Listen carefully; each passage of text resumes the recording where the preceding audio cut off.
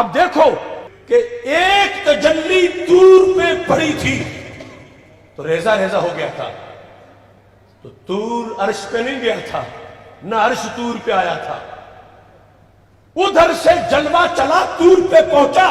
طور ریزہ ریزہ ہو گیا۔ اور جشن معراج ہم منا رہے ہیں کہ میرے آقا علیہ السلام طور پہ نہیں عرش پہ جا پہنچے اور رب کے کروڑ ہاں جلوے دیکھے۔ جس رب کے ایک جلوے سے طور ریزہ ریزہ ہے، اس کے کروڑ ہاں جلوے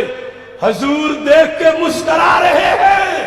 تو دنیا کو بتا رہے ہیں لوگوں طور کا معاملہ اور ہے، حضور کا معاملہ اور